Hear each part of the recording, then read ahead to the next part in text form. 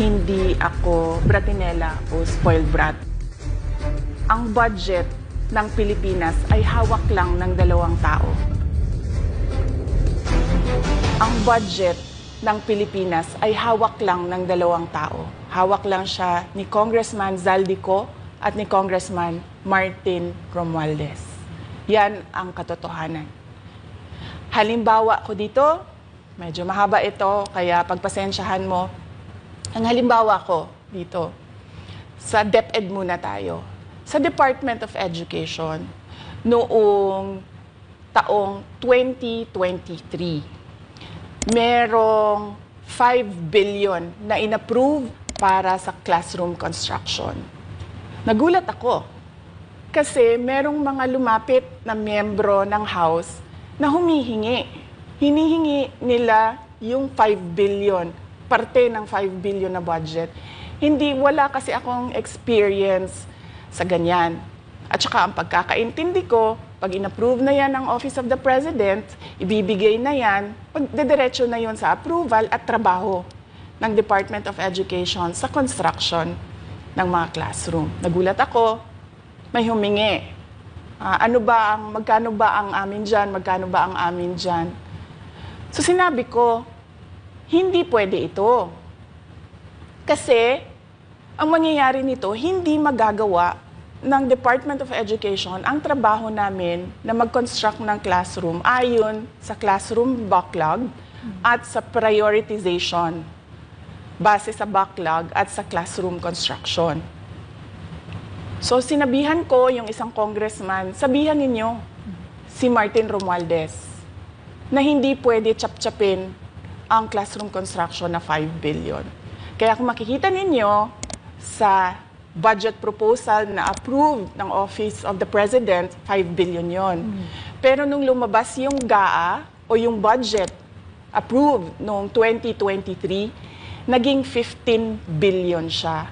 Dahil hindi nga ako pumayag na kunin yung 5 billion, dinagdagan nila ng 10 billion yung classroom construction ng Department of Education. Yung 10 billion na yon hindi kontrolado ng Department of Education. Controlled yon ni Congressman Zaldico at Congressman Martin Romualdez. Hindi ko na kailangan ng corroborative witness dito dahil makikita niyo yon sa papel. Makikita ng taong bayan yon sa papel. NEP, 5 billion, lumabas ang budget approved, 15 billion. So maiintindihan niyo, 'di ba? Bakit pa tayo magbo-budget hearing para sa Office of the Vice President? 2 tao lang naman ang nasusunod sa budget ng bayan natin.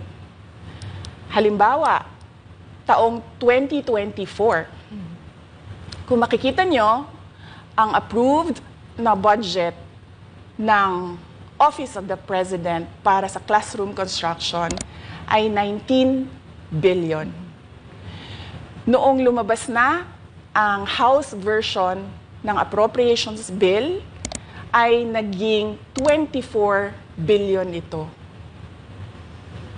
So, approved 19 billion, paglabas sa House, naging 24 billion.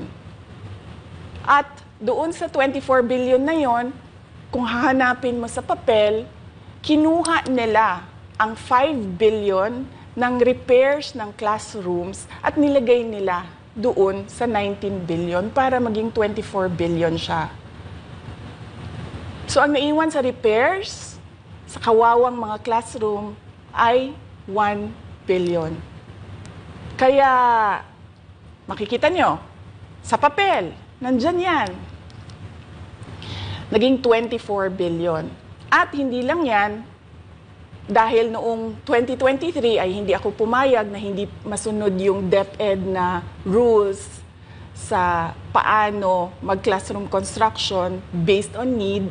Ang ginawa ngayong 2024, inattach nila ang listahan na kung saan gagawin ang mga classroom construction worth 17 billion. Makikita nyo yon sa papel. Pagdating namin sa Senate, nakita yun ng mga senador. Tinanong nila ang Department of Education, totoo ba o hindi totoo na galing sa inyo ang listahan ng 17 billion ng mga classroom construction? So sabi namin sa mga senador, hindi totoo. Hindi namin magagawa yung trabaho namin, hindi natin masasolve ang classroom backlog kung ganito ang nangyayari. Pwede ba ninyo kaming tulungan? Yung mga senador naman, very helpful sila. Oo, tulungan namin kayo. Kaya nga kung makikita ninyo sa interpellation ng isang senador doon sa budget hearing sa Senate, tinanong niya diretso, galing ba sa DepEd ang listahan ng 17 billion? Galing ba sa DepEd ang listahan na inattach doon sa House version? Sinabi namin hindi. Hindi galing sa amin yan. On record yon. Makikita nyo sa mga videos, balikan nyo yung mga videos. Makikita nyo. Yes, my concern, Madam Chair, Mr. President, under the GAB, I observed that there was an increase in the budget for the construction of new classrooms from 19.6 billion to 24.6 billion. However, this is my concern, which you mentioned earlier, that the repairs and rehabilitation of classrooms was decreased from 6.5 billion to 1.5 billion. I also have information, Madam Chair, Mr. President, that 24.6 billion allocated under the GAB, but only 9.8 billion from the allocation is left to the discretion of DepEd. Kaya hindi ko na kailangan ng witness kasi makikita nyo sa papel.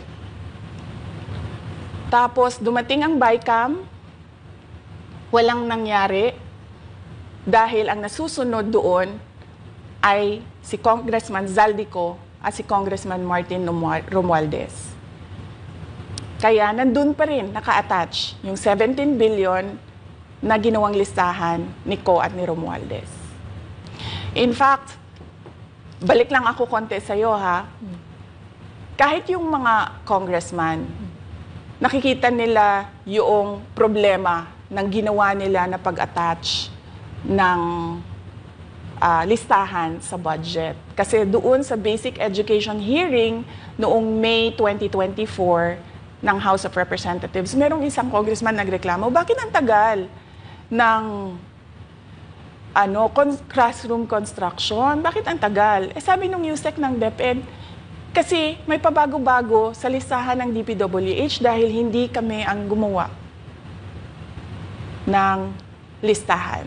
Yeah, Mr. Chair, with respect to the 17 billion in Annex A of the GAA, we are not privy on how the school sites were chosen. So, be it as it may. How is it chosen?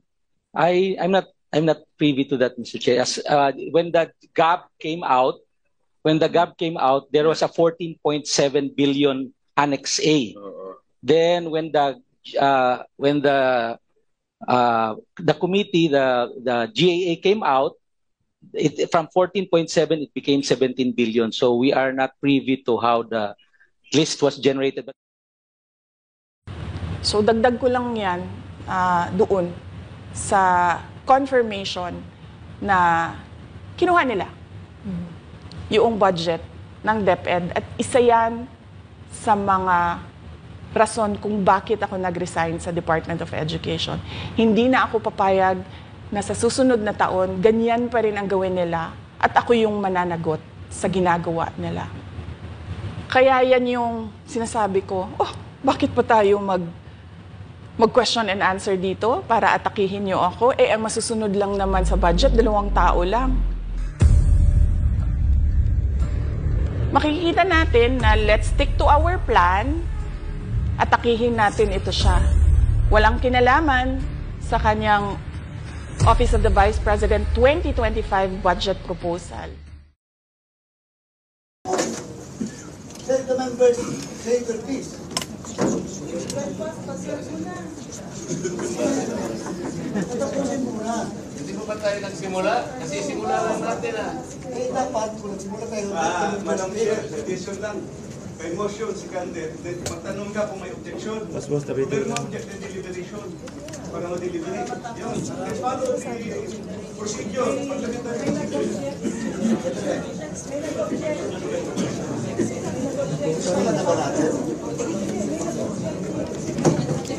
pag may objection, may deliberation tayo. Hindi po yun eh. Tinatanong kasi, sagutin ninyo, if this community has the right to discard a well-kept tradition, is this committee authorized to set aside the tradition? That is the question that needs to be answered first and foremost.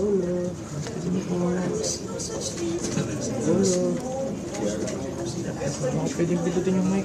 Nagtatanong po ako, Madam Chair. Incidental lang. Ako rin nag-incidental lang. Wala papasok sa mic natin. To you, a long-standing, time-honored tradition. Ang tinatanong ko po, tradition po natin ito eh. Ang problema ay marami dito neophyte kaya hindi nila alam yung tradition. I am saying, Madam Chair, this was a tradition well kept for so long a time. Follow the rules, we would have a motion introduced by a member, but it was an objection earlier. Bago po yung I was asking for an answer. Answer is given. The answer niya register as addition or Sabi ko mayroong tradisyon, pinapaliwanag ko na sa inyo. Ang tinatanong ko,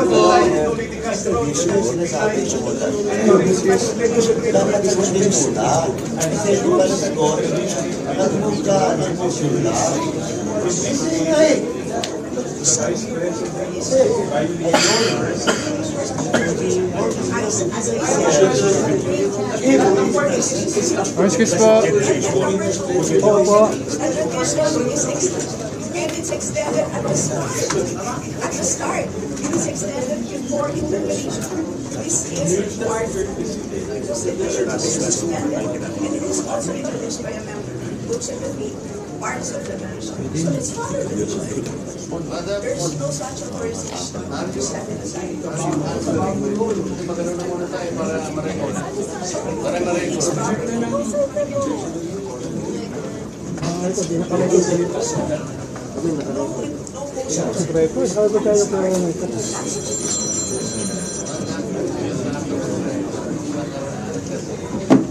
Wala na dapat tayo. Ang nangyari, a barrage of questions. That's why I'm asking. Bakit natin ginawa yun earlier? Are we not already respecting a tradition well-kept ko yung sarap? Hindi nga, pinagtatanong ni siya. Meron pang pratinela, whatever. That is disrespect to the office of the President, Vice President. So ano na pinagtatanong niya sa natin? These questions never happened before. That is the one I'm explaining to you. It did not happen before. Now, ang tanong ko po, bakit nangyari po nung nakaraan, nangyayari na naman ngayon? You may not like the person, you may not like her presence here, but you have to respect the office of the Vice President.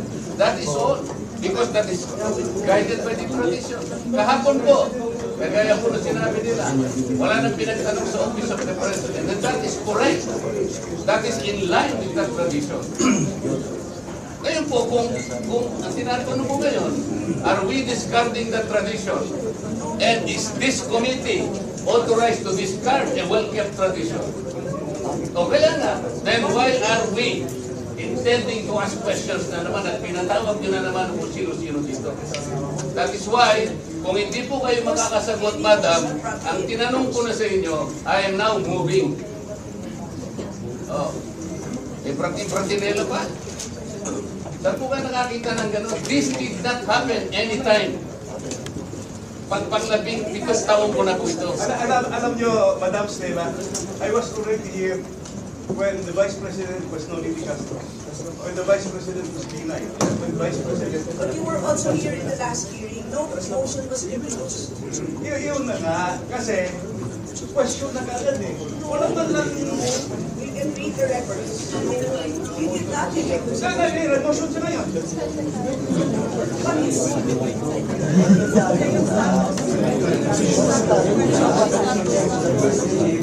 that is the manifestation of the Marcoleta, and it should be answered by the members. Motion, then after that, Marcoleta will vote that motion.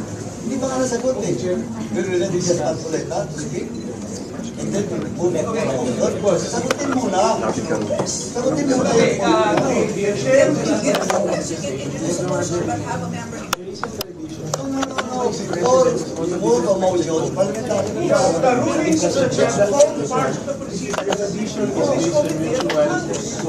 So you have to answer the reason. Sagutin muna. Then saka mag-move.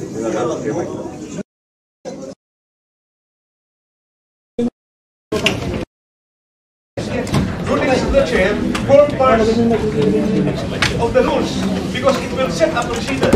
So if we will set a procedure now that we are discarding traditional courtesy, parliamentary courtesy. No, goodbye, parliamentary courtesy. Wala na tayong parliamentary courtesy. Next.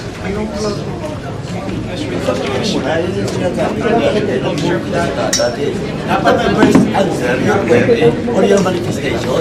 Then after that, Chairman ang tinatanong ko, pera naman dapat.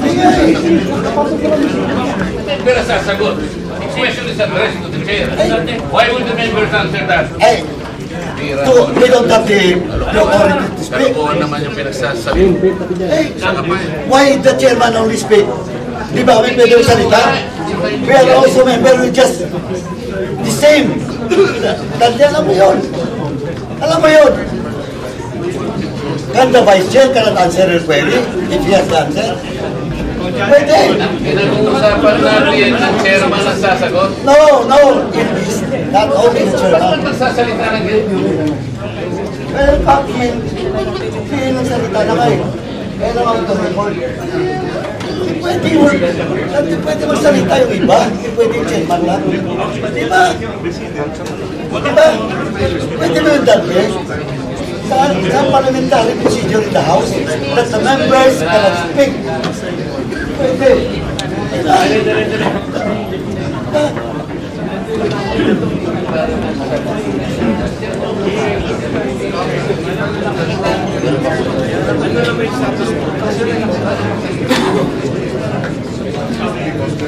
Okay.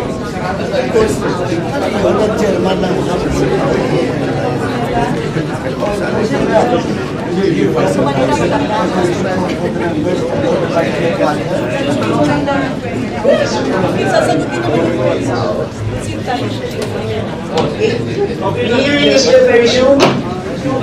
Madam Chair, I objected to the motion and may I explain why?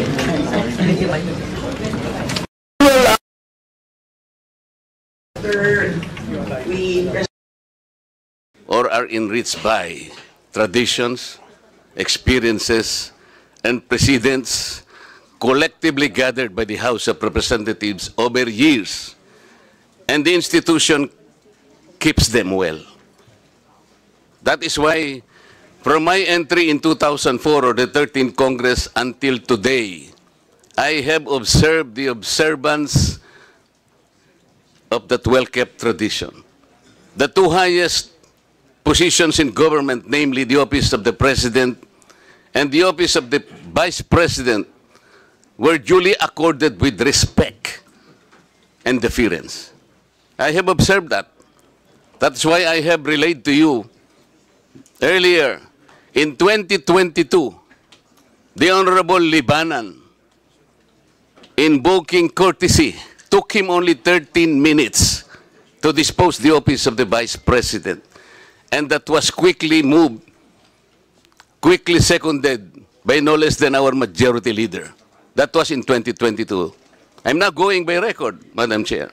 2023, I said, no less than the presidential son, our own senior deputy majority leader, stood up and said that in line with the time-honored tradition of according courtesy to the office of the Vice President, I move to terminate the budget briefing of the OBP. And I can recall the Honorable Castro strongly objected.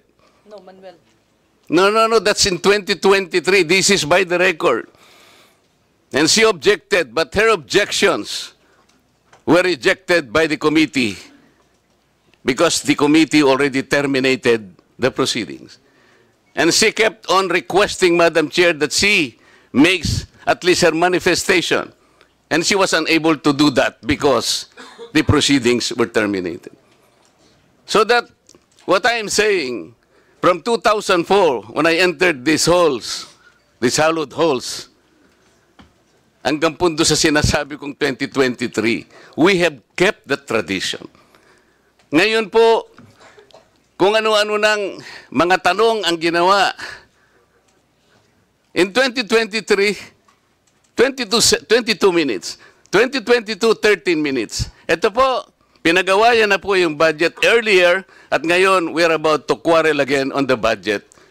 Ang tanong ko nga po ngayon, dahil nga po sa nangyayari ngayon sa budget ng Office of the Vice President, and despite her manifestation that she will no longer defend her budget because she forgoed,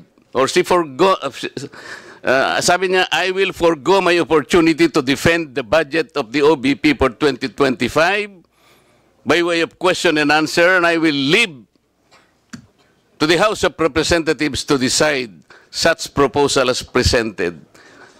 We cannot even accept such kind of answer, Madam Chair. What do we need her to articulate for? So ang pinag-uusapan po natin, wala na po ba yung respeto sa tradisyon na yun?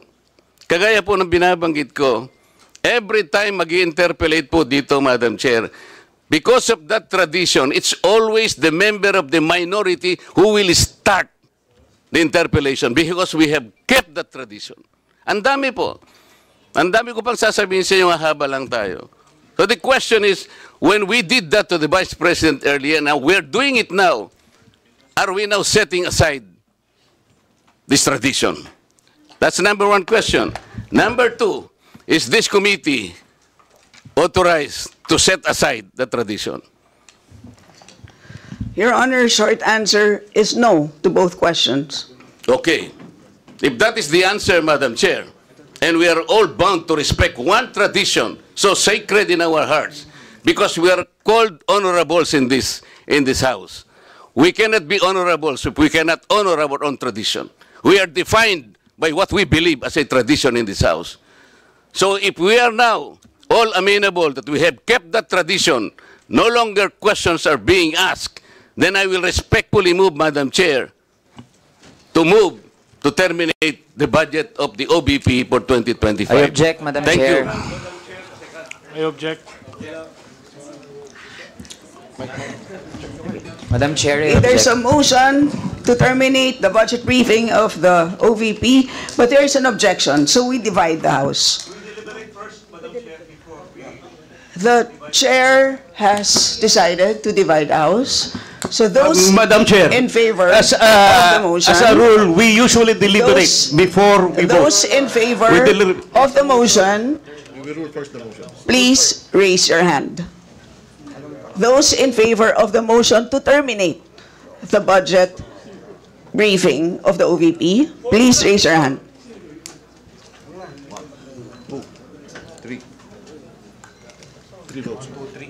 All those against. Those who are not in favor of terminating, raise your hand. For non-tradition.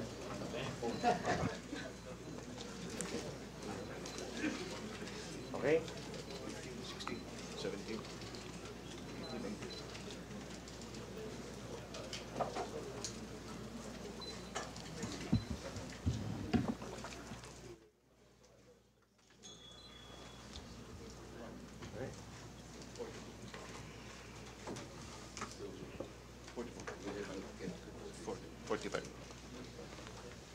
Three in favor, 45 against. 3 in favor, 45 against. Motion is The motion lost. is Lost. lost. Madam Chair, I thought we have kept the tradition. The tradition is no longer ask any question. That was the tradition. So why are you voting against the motion? The majority of the will is always respect. It's The will of the inconsistent majority with is the always tradition that respected. we have already agreed to observe. So, we will Yes, Madam proceed Chair. to the next. You mentioned earlier that we will keep up the tradition. You said no.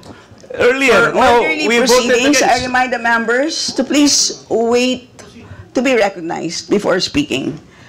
So, the chair now recognizes the Madam budget Chair. sponsor, the Honorable Zia Adyong, to give a recap of what transpired in the last hearing. Madam Chair, Thank you, Madam Chair. Madam Chair, before Chair. we proceed with Vice Chair Adjong, can I Yes, explain my vote, Madam Chair? Paduano? Can I explain my vote? Why I voted against the motion of the Honorable Marcoleta? Just short lang. You have 1 minute. Thank you po. Madam Chair, tama po.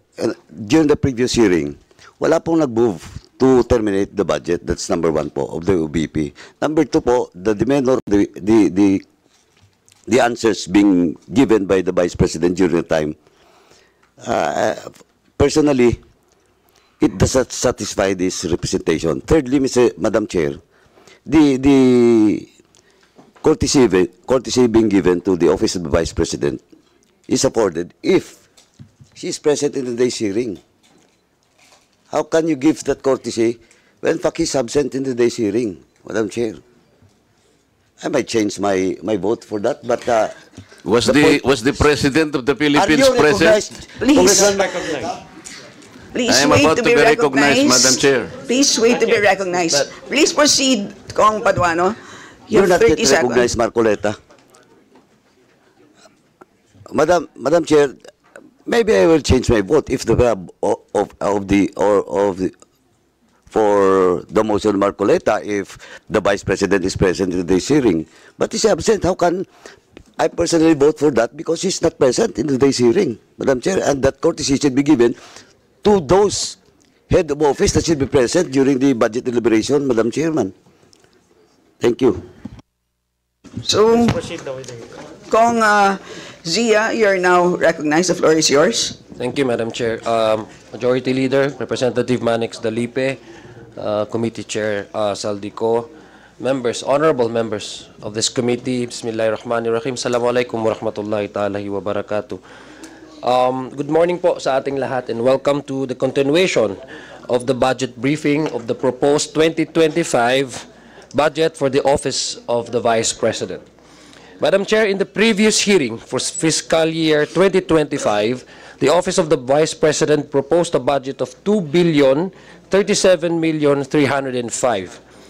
As of the most recent report, the OVP has an obligation rate of 39.9% for 2024. During the last budget briefing, several topics were propounded that the committee sought to be clarified upon. First, members of the committee asked the Office of the Vice President regarding the notice of disallowance issued by COA for the confidential funds released in 2022 indicated that 73 million pesos or 58.6% of total was not utilized in compliance with Joint Memorandum Circular 2015-01 of COA, DBM, DILG, GCG, and DND. The Commission on Audit has ordered the disallowed amount to be returned. Second, several members of the committee examined the grounds for the disallowance. The COA report stated that this was due to non-compliance with guidelines and the non-submission of supporting evidence or documents.